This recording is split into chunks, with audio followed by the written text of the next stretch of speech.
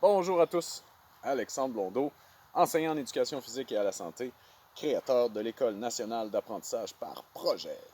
Aujourd'hui, c'est une petite vidéo encore, hey, là, toujours, là, je suis de plus en plus fier de moi, j'arrive à faire ça succinct. Donc, je vous montre un petit nœud, hein. Dans la vidéo précédente, vous irez voir, hein, je vous montre autre chose, mais j'ai parlé de nœuds à ce moment-là. Donc, aujourd'hui, je vous montre un nœud que j'ai pas parlé à ce moment-là. Puis, en fait, Internet ne manque pas de vidéos sur les nœuds. Donc, mon objectif aujourd'hui, c'est absolument pas tant de vous montrer un nœud, mais c'est de vous démontrer une des valeurs pédagogiques à laquelle moi je crois énormément.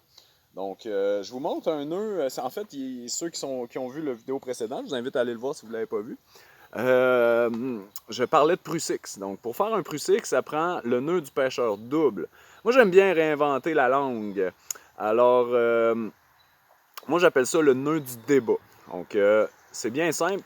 Le but, c'est de faire... Habituellement, le nœud du pêcheur double va vous servir à la pêche pour raccommoder une ligne que vous avez cassée.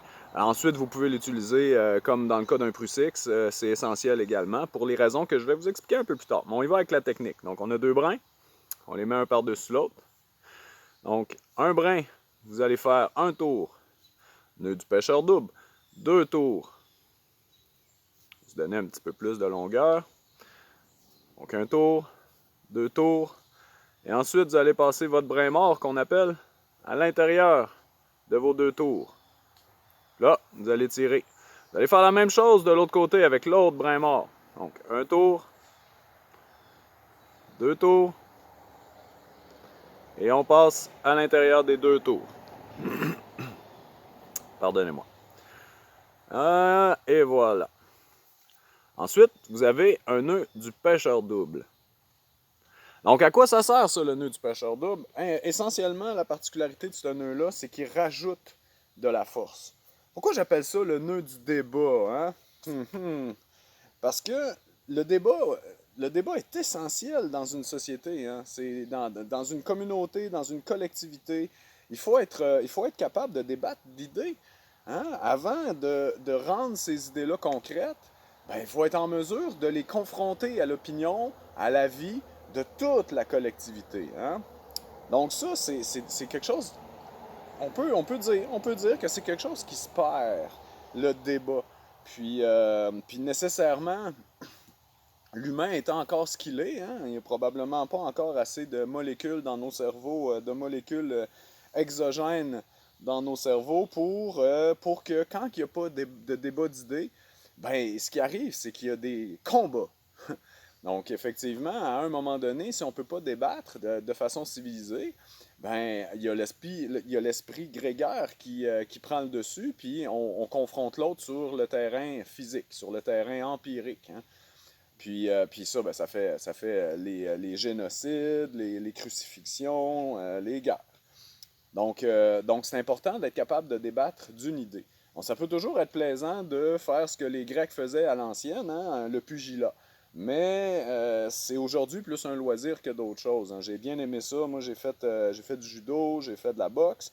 Donc, j'aime bien confronter, comment je pourrais dire, ma force à celui d'un opposant qui est du même calibre, hein.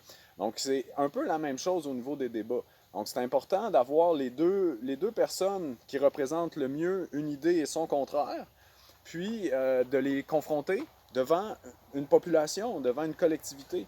Comme ça, ensuite, chacun peut se faire son idée, hein? Puis, dans le monde de l'idée, justement, chacun peut décider quelle idée prône sur l'autre.